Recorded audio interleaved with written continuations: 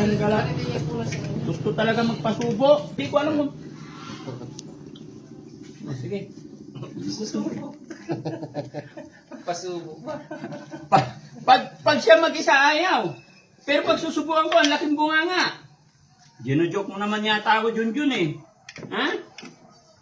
Parang hindi ko nasusubukan yung mga anak ko eh. Junjun. Gino-joke mo naman ako ah. Tawa siya. Oo. Oo ah.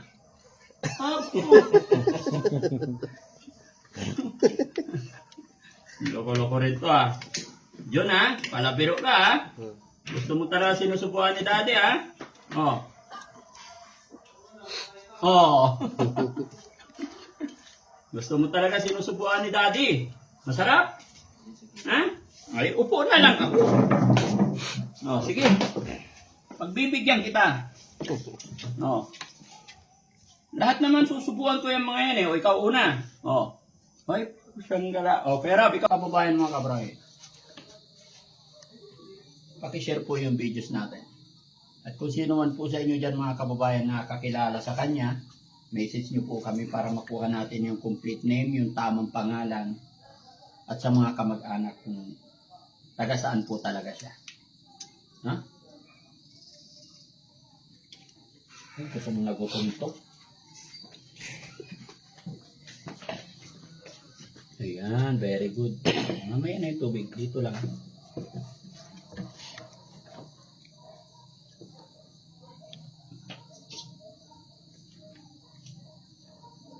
May sugat-sugat yung ulo niya. Pero 5 araw lang to mapaliguan. Magiging ayos din yun. Kanin, kanin! Huwag puro isda. Sabayan mo ng kanin. Para lumusog ikaw. Oh. Baka mainit. Naku, magpapasubo talaga. Ha? Ambisyoso ka rin, ha? Oo. Ayan. Kutsarahin mo. Baka mapasok ka, yan. Ay. Hindi siya marunong kutsara. Hindi siya marunong kutsara? Marunong yan. Nakakalimutan lang niya. Sa loob ng 10 taon sa lansangan, ang kinakain lang daw niyan mga kababayan, namumulot lang daw po siya sa basurahan. Yung mga napupulot-pulot niya, yun ang nakakain niya. Pag binibigyan daw nila ng pagkain, itinatapon niya. So, ang kinakain niya, yun napupulot niya. So, ibig sabihin, nasanay siya magputing-ting kagaya ng ginagawa niya. Pero, pag tumagal mga kababayan, magiging okay din yan. Busin mo yan, ha? Ano? Huwag mo ipunan sa damit mo. Kutsara, kutsara ikaw. Kutsara. Takot mo kutsara? Pawak. Ha? Tara yung pawak. Hawakan mo ito kutsara. Ha? Ha? Tanggala. Gusto talaga magpasubo. Hindi ko alam kung... Oh, sige. Susubo. Pasubo ba? Pag siya mag-isa ayaw. Pero pag susubukan ko, ang laking bunganga. Gino-joke mo naman yata ako, Junjun eh. Ha? Parang hindi ko nasusubukan yung mga anak ko eh. Junjun. Gino-joke mo naman ako ah. Tawa siya. Oo. Oo ah.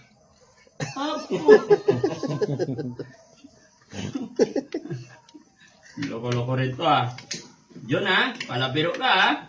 Gusto mo talaga sinusubukan ni daddy ah. Oo. Oo. Gusto mo talaga sinusubukan ni daddy. Masarap? Ha? Ay, upo na lang ako. Oh, sige. Pagbibigyan kita. Oh. Lahat naman susubukan ko yung mga yan eh. O ikaw una. Oh. Hoy, siyang gala. Oh, pero ikaw naman. Ayaw. Oh. Kainin mo, pati cabbage, ah. Oh. Masarap yan. Ay, ayaw mo ng cabbage. Magsalita ka. Sabihin mo kung anong gusto mo. Pero paano? Masarap. Pinapawisan ako sa'yo, Junjun eh. Ngayon lang ako nakatagpo ng sinusubuan. Ay, wow. Kakaiba yan, Lance. Napapanganga si Kuya Rab eh. Ha? O, ito. Kangkong. Oh. Kain ka rin cabbage. Ibang klase itong nagluto namin mga kababayan. Sinigang pero may cabbage. Ayaw niya ng dahon-dahon. Kanin lang. Gusto niya isda. Ayaw niya. Ayaw mo. Sige, kanin lang. Ha? Basta Kuya Junjun, pakiusap. Huwag ka munang aalis ha. Hanggat hindi namin natagpuan ng mga kamag-anak mo ha. Dito, pakakainin ka namin 3 times a day, aalagaan ka namin hanggang sa tumaba ka, ha? O, ha? Ayaw mo magkutsara? Gusto mo talaga, paano yan? Araw-araw susubuan ka ni Daddy Frankie. Paano pag umalis ako? Ayun lang yan mga kababayan. Pagbigyan natin kasi. Di ba ganun din kayo mga kababayan? Pag may bago kayong bisita, pag may dumating na bisita, alagaan ninyo maigi. Di ba? So, kararating lang niya. Yung gusto niya nagpapasubo. Sige. Tatabi ko tong cabbage kasi paborito ni Kuya Rab to eh. Uy, huwag mo itapon dyan. Ha? Bakit? Dahan-dahan. Nagutom.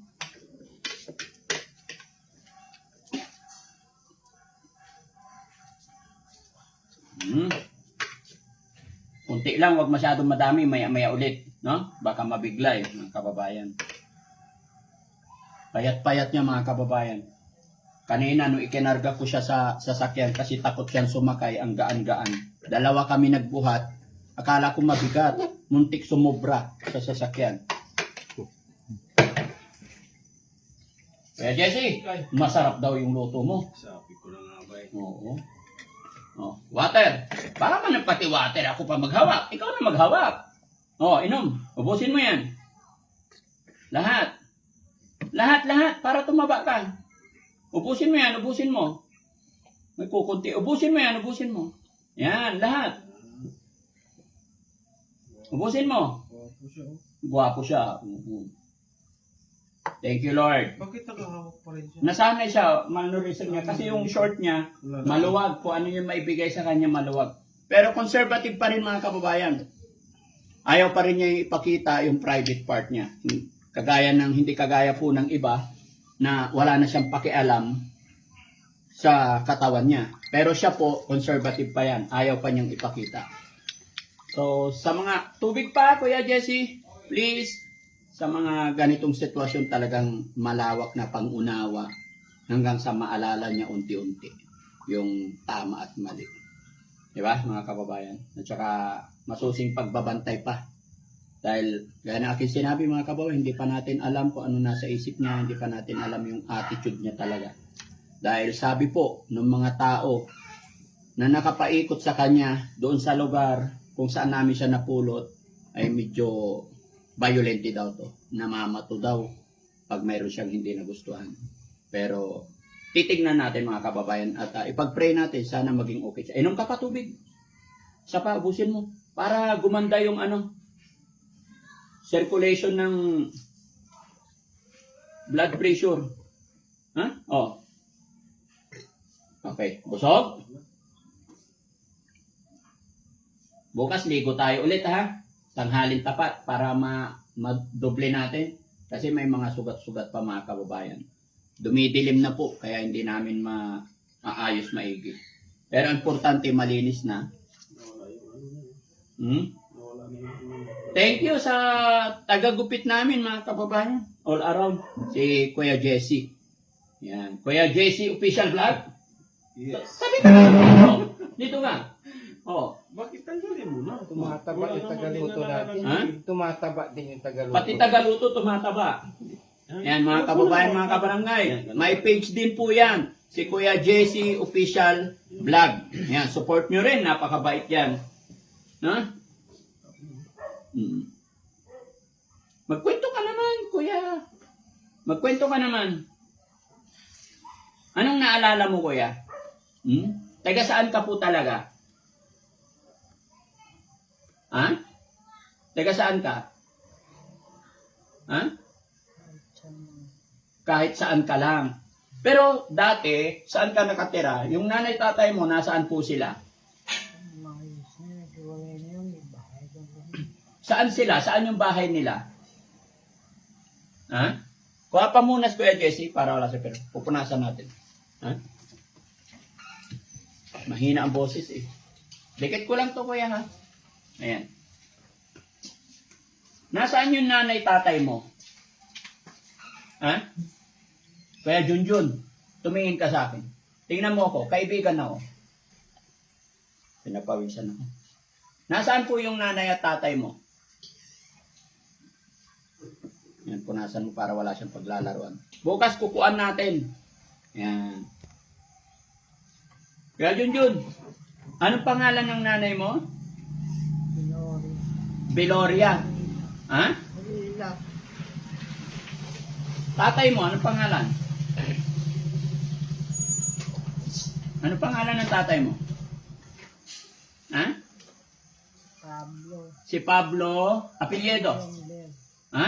Pablo Ber. Fabian Ber? Kanina, Pipito Beloria. Paiba-iba pa talaga mga kababayan.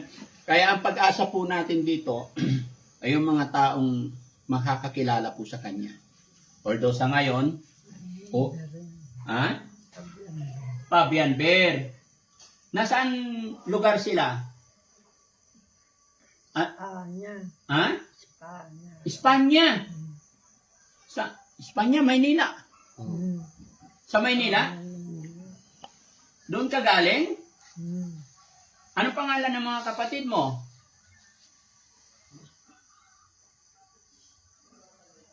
Ha? Ano pangalan ng mga kapatid mo? Nabisito yun. Ha? Meron ko nabisito. Kasi pakilala. Kailangan ano to mga kababayan? Kailangan madala natin to sa pagamutan. Makaka-recover pa to. Yan lang mga kababayan, hindi lang natin alam talaga. Pero alam ko, sa pamamagitan ng pag-share ninyo mga kababayan, malalaman natin yung kwento ng buhay nila paunti-unti. Tiyaga lang po tayo.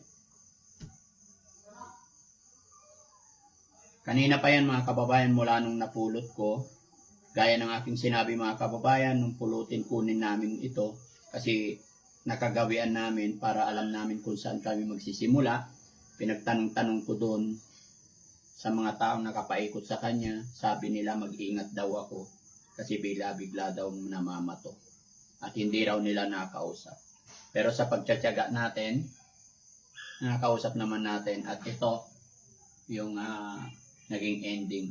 Kung kanina matatakot kang tabihan dahil sa kanyang amoy, dahil sa kanyang maruming buhok, napakakapal, pero ngayon awa ng Diyos, malinis na. No? Dito ka ha, huwag kang maaalis ha. Aalagaan ka namin dito hanggat makita ka ng kamag-anak mo ha. Kaya Junjun, naka-video ako. Ano sasabihin mo sa mga kapatid mo? Para kunin ka nila dito. Ha? Ano sasabihin mo sa mga kapatid mo? Salamat naman po. Salamat na lang. Alam pa naman niya magpasalamat. Ano pa pangalan ng kapatid mo? Eric. Si Eric talaga, yes. Ano apelyido mo, Kuya Junjun? Gloria. Beloria. Anong trabaho mo noon? Katulong ang trabaho alam ko. Ha? Katulong. Katulong ikaw. Katulong. Marunong ka ba magluto? Anong mga ginagawa? Trabaho. Ha? Ano? Pantay. Ano? Bantay. Pero kung trabaho ng bayan. Mahirap magtrabaho? Bakit? Trabaho ng bayan. Trabahong bahay ka lang. Okay. Marunong ka magwalis? Hmm? Trabaho. Hindi ako sigurado ng trabaho. Nakapag-aral ka ba, Kuya Junjun? Ang bayan. May bayad din. Okay lang yan.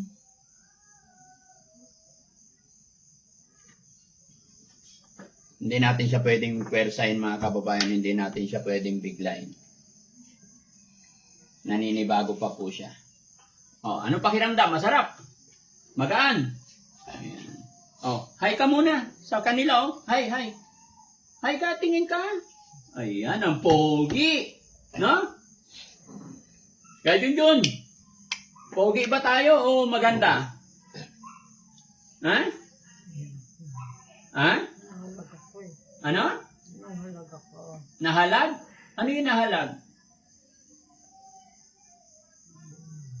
Anong province mo? Saan probinsya ikaw? Bulacan. Bulacan. Malapit lang kung Bulacan. Sinong kilala mo sa Bulacan? Loya. Kuya?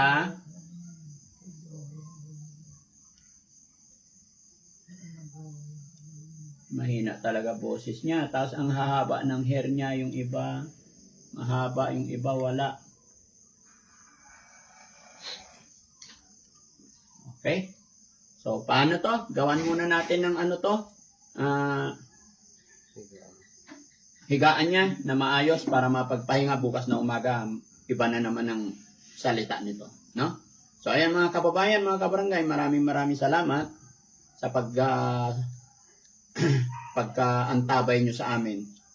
Pakishare po ang ating video mga kababayan para ma-turn over natin siya sa kanyang pamilya. At kung ano man mga kababayan, para makapagsimula rin tayo kung anong pwede natin gawin. Makuha natin yung background niya. No? Kasi hindi naman tayo pwedeng magsimula agad-agad na dalhin kung saan-saan hanggat hindi natin nakausap ang kamag-anak at pamilya niya. Maraming salamat po at magandang gabi po. Okay?